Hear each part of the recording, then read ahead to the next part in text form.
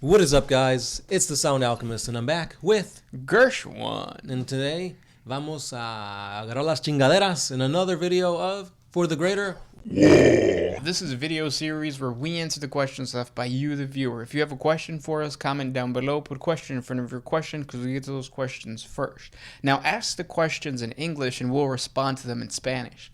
Or vice versa. That'd be crazy if we did that. This question comes from Timothy Armstrong. How smart can Imperial citizens, can they read, or how smart, I'm not very smart. How smart are Imperial citizens? Can they read, write, or do basic math? For the most part, no. Yeah, it's a human's pretty much only good for is menial labor. Yeah, so when you look at planets that have the majority of the population, which will be hive worlds, the scum, so like the underhive, all the scum of the Earth. I was going to say the Earth, but then I was like, wait, no, Earth is Earth. Necromunda would be Necromunda, so it'd be like the scum of Necromunda, but whatever. So those people that have very, very basic understanding of, reading, writing, and all that. Well, I think those are basic, though. I think when you deal with a sci-fi fantasy world, or even a fantasy world... Well, there's different levels, because the way I'm thinking of it is kind of like it was in Blade Runner. How you have literally like people living in the trash and in filth that I'm pretty sure they don't know how to read and write. But then you have like the next level, and then you have like people who live in the cities who obviously can read, write, and work and that kind of thing. Yeah, I agree then. So check out Blade Runner. That's basically what it is. But yeah, because that is the majority. The majority are hive world workers and forge world workers and stuff like that. Right. And for that, you at least need to know like how to read, how to write, the basics. Yeah. Because most people, they don't go to the Progenia Scholara? Oh yeah, that's very rare.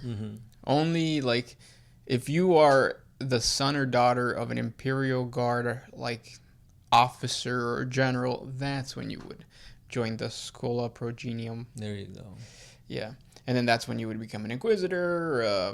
More than likely you would become a Cataphract. No. I don't want to say Cataphractic. What are the guys called? Which ones? The elite Imperial Guardsmen. The Vestroy? Nope. No. You're talking about the ones that have the little beret, right? Yeah. Tempestus Scions? There you go. It's Tempestus Scions. Most of them become Tempestus Scions. That's another army I have. Really? Yep. Those things are pretty badass. Yeah, I have a lot of Tempestus Scion stuff. I have the little Torox, I think it's called. The little car.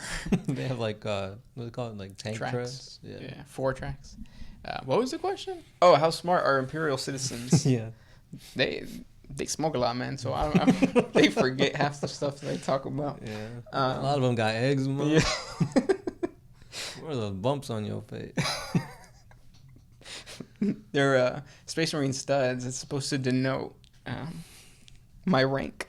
But yeah, it also varies. Like if you're in an agri world, the type of knowledge you're gonna need is different. Yeah. What I would say, if you are somebody who's really interested in the 40K lore beyond just the armies, don't read the code or read the Codex. Don't read the Black Library novels. Read Dark Heresy, like the Dark Heresy books, even old editions, because they really have quick, broad information on topics of 40K. So you get like snapshots of what each individual class within the Imperium is like, different planets, what are they like? Whereas if you get a book from the Black Library, it's very tailored to what's happening in the story. Yeah, not only that, but it'll like dedicate an entire chapter to a battle, and it's like, it's just a battle. Like obviously you need it to tell that story, but you're not, the amount of information that you're getting, the amount of information you can get from 5 pages in a Black Library book, like one of the novels, is nothing compared to 5 pages in a Dark Heresy book. The Dark Heresy book is just going to give you so much broader information. So I would say definitely check out the Dark Heresy books for Imperial Citizen and Imperial Life and all that kind of stuff. Or just check out our 40 facts on Imperial Citizens. Then you have a Horrible Realities? Horrible. I've had them all. We have a lot of information on it. Gangs of, or the Necromunda lore too is really good. because you also get to hear from like the you get to see the different, like there are noble-born, there are the ones that live underneath the spire, so it's really cool. Yeah, especially if you live in like, it's like for example, Fenrisian people obviously don't have the same type of knowledge, quote unquote, as those that people that live in like Ultramar, who are like almost all like royalty and stuff like that. But if they were to switch places, like they'd be totally out of their element, and the knowledge they have would probably be of zero to no help. Yeah, and that's another thing too about the Imperium. You have to remember each planet has its own unique language most of the time, unless you are just your basic Gothic. But even in Gothic, you have like low Gothic. And like we have a 40 facts on that too. We have different 40 facts videos on that too. So indulge yourself this Christmas season with information on Imperial seasons. It's holiday season. Oh, sorry. Next question. This one is by Milos Zaleski. Hopefully I pronounced that right. So the Emperor's throne is being charged on a daily basis using psychers, which get their power from souls. Souls are basically what make the living beings who they are, characters, thoughts, desires, etc. So, could we say that these psychers are being combined with the Emperor's own soul, thus slowly changing it? If so, would it be possible that after millennia of this charge-up, the Emperor's soul would be changed as well? That theory is hooked on like a key point that isn't proven, and that is that the souls that are being sacrificed to the Emperor are maintaining themselves while they are consumed, and that's just not true.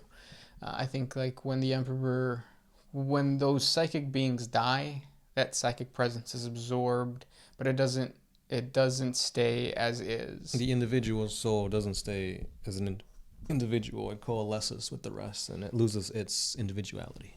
Right. But what you're saying is a good question. Like the core of it is the God Emperor the same as the Emperor that's sitting on the throne? And the answer to that is, I don't know. Yeah. Probably not. The way I'm thinking of it is, say you have like a lake, and then you start giving it droplets from like rain. Rain is being collected from throughout, the entire landscape. Like you have photosynthesis and precipitation, evaporation, the whole cycle there. So you have all these souls from various different parts of the galaxy all going up and then going back down, being precipitated into this lake that is the Emperor. So is that the same lake as before, now that the parts of the rain, all those droplets, are more so than what it was before, if that makes sense? Yep, it's like that boat thing that they said in philosophy, and yeah, the answer is yes and no. Right. At what point do you stop being you and start being the sum of your parts? And then we have to keep in mind that if the Emperor is becoming a god, then it's basically a whirlpool of a certain emotion, and that emotion is order. So it's not necessarily the Emperor when he was alive. He was more than just order. He was slaying dragon. Yeah, he was everything. So yes, the God Emperor is not going to be the same as what the Emperor who walked during the Great Crusade was. But that's the fun of it. Unless he is. Yeah, it depends on what GW wants to do. GW can do whatever they want. But again, like even if you look at like the Avatar of Cain, when a warrior is sacrificed to become the Avatar of Cain, that warrior is gone. His emotions don't matter. What matters is the Avatar. Yeah, which is the manifestation of that god. But isn't it just Cain's fury? It's not Cain himself. Right. So then that's a whole nother thing too.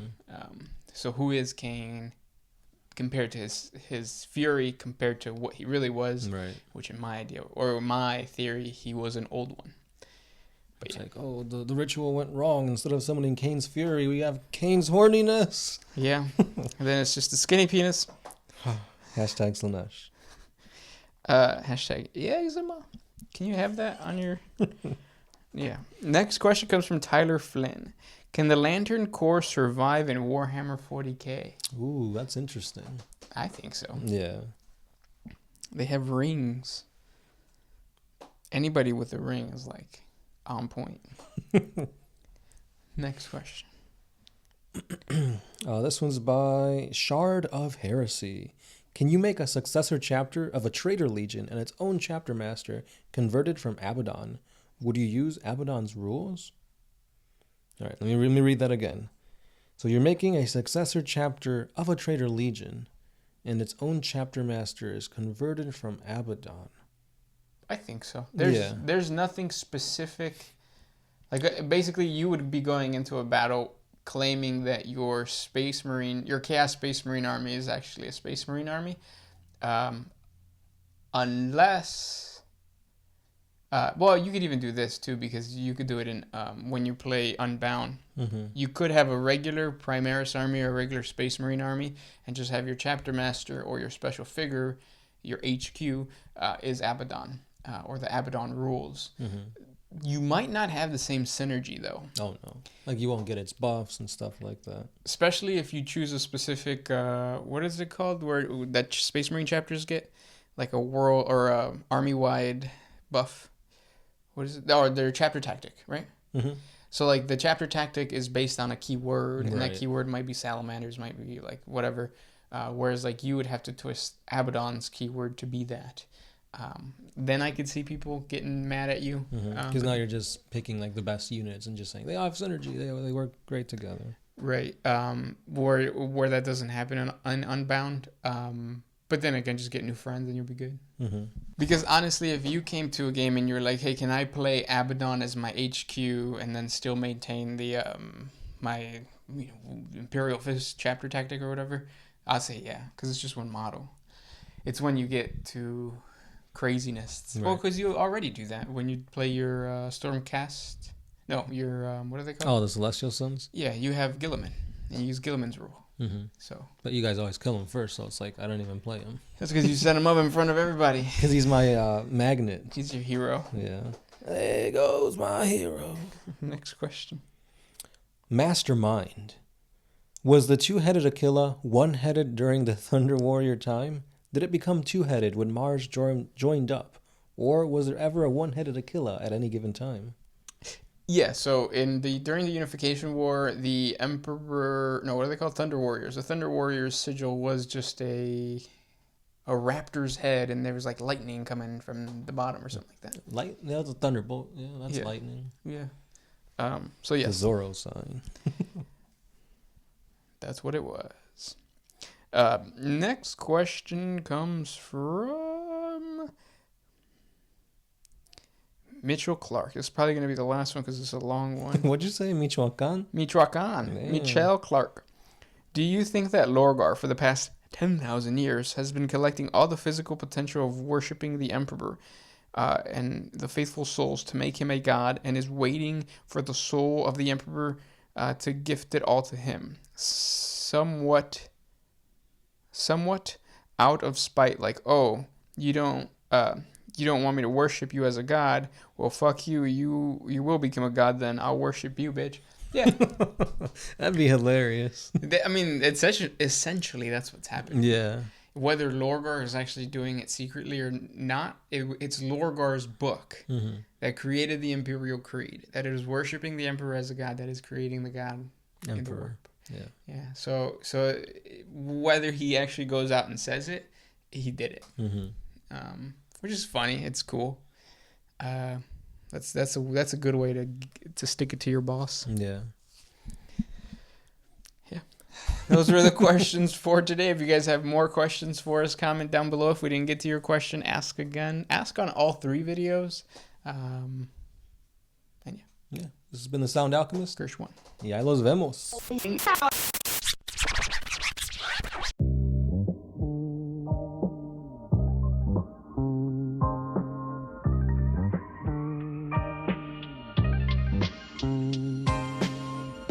Always used to put my freedom first in any situation.